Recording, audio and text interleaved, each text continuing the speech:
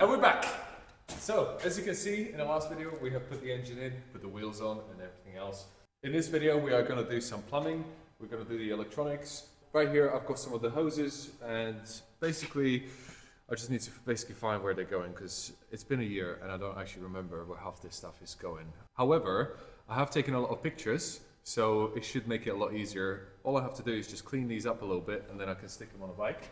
Also, the big problem that I have with the electronics right now is this. And yeah, it's gonna take a while, I'm gonna say that.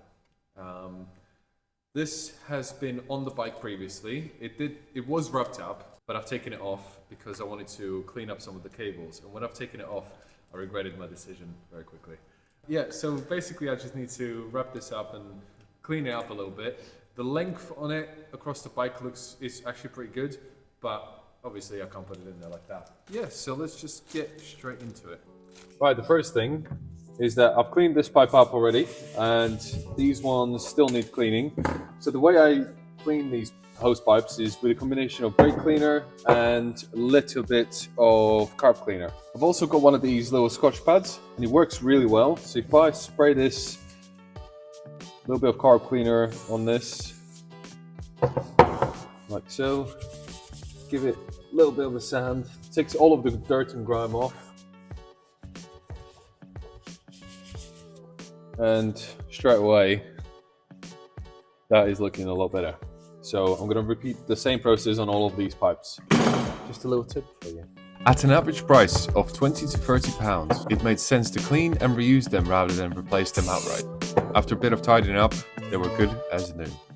There we go, a little bit more scrubbing in some places, but considering this took me 5 minutes to restore and get all the dirt and grime off, and I've saved myself, what, 15 quid? Which, I don't know, you tell me. Next, I moved on to installing the thermostat housing, which secures with just one bolt. Simple and straightforward.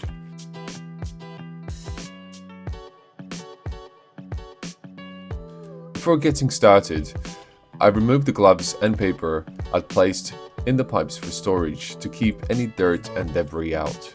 A quick check with a pick confirmed that nothing else was stuck inside. These pipes appear to handle the feed and return of coolant between the thermostat and the engine block. I just wanted to say a huge thank you to everyone who commented on the last video. We've made it to 98 subscribers, which is amazing, and that is only with a couple of videos. If you haven't subscribed yet and you're enjoying the content and the videos, now is the perfect time to hit that subscribe button and leave a comment. Next task was connecting the low joining pipe that links the water pump to the radiator. While I'm waiting on new hose clips to arrive, I gave the old ones a quick clean. These will be replaced before adding any coolant to ensure everything is secure and leak-free.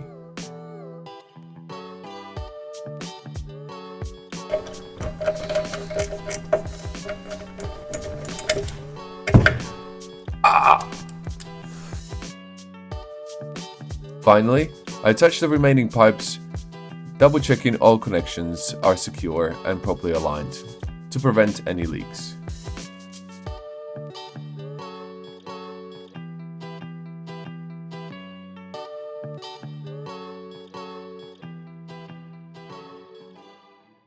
Okay, I think I got as far as I can with the pipes.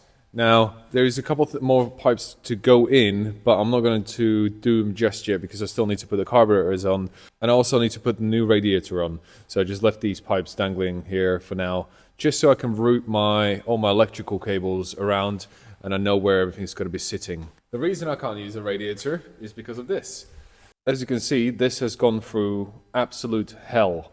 And sometimes you can kind of work the fins out, but on this one you can see that these are completely gone. So I've got a new radiator on back order. That should be here in like a few days maybe. So in the meantime, I have got this to play with. Previous owner has really gone crazy at this. I've actually taken some of the tape off. I'm just going to wrap these up and then stick them on a bike and then work my way through this. A lot of these connectors are, I don't really know what they are for. I have got pictures of a lot of these on my phone. I guess I'm just gonna have to figure it out. I think this is probably the most dreaded job of the entire bike, just getting the electronics right. First thing that I'm going to do is just remove the rest of this just to clean it up a little bit.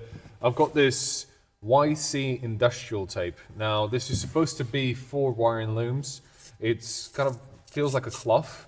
Now I'm not sure how good it's going to be in sticking. Plus it's about 1 degree in here right now, so it's probably not going to stick very well, but I mean, all I can do is try. If not, I'm going to switch up to the electrical tape, but I'm going to try this out and see how it works.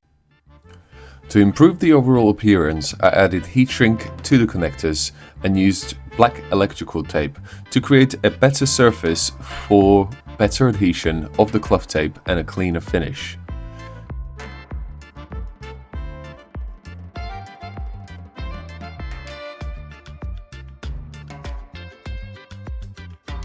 These small touches not only improve the look, but also add a little bit of durability to the setup.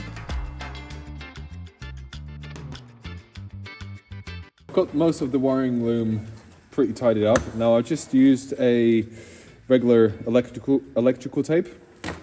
Once I'm finished with it, I'm going to go over it with this industrial tape.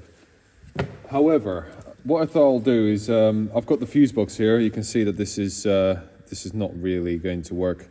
So I'm going to have to fix all of these cables or maybe do something with them.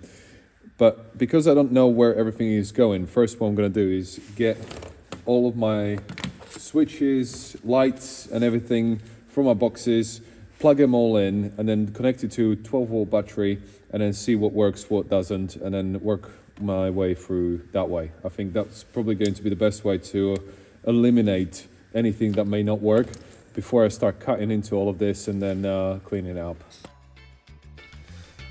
Ah yes, the wiring loom. A task I've been dreading. It took quite a bit of time to locate the right connectors and figure out how everything was meant to be fitting together.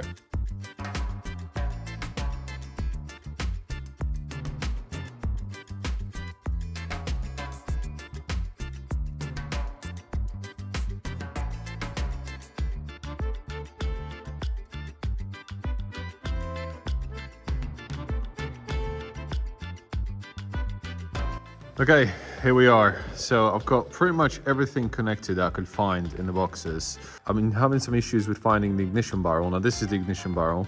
There was another one, but I think the other one didn't work or something was wrong with it, so I actually threw it away. So I've got this one from another bike, but it does work.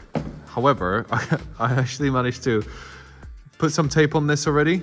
So I couldn't find the connectors anywhere, and I was convinced that there was a part of the wiring loom that was missing, but because I'm stupid, I've taped this part here and obviously hid the connectors because it looked like they were beforehand, they were kind of like hidden away. So I exposed this and the connectors went straight in. So what I'm gonna have to do is basically just figure out which one switches with what and then switch the whole thing on. Hopefully I can get some lights into the Speedo here.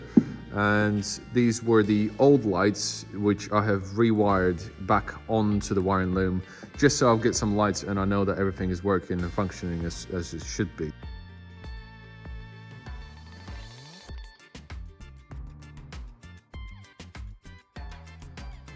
After plugging it into power source for initial test, nothing worked.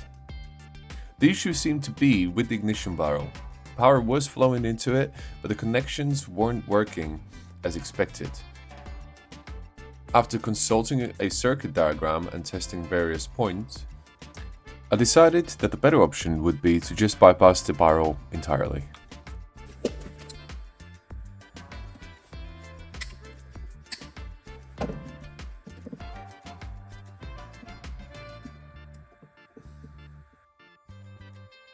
Okay, this is the final try of today.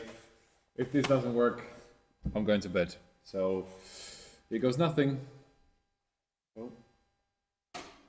Yes! Let's go! That's what I'm talking about. Look at that. It's all on. No.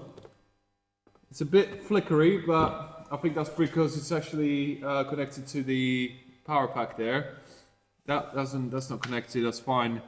Get in! Right, let's try some buttons. Oh my god. I've spent so many hours on this.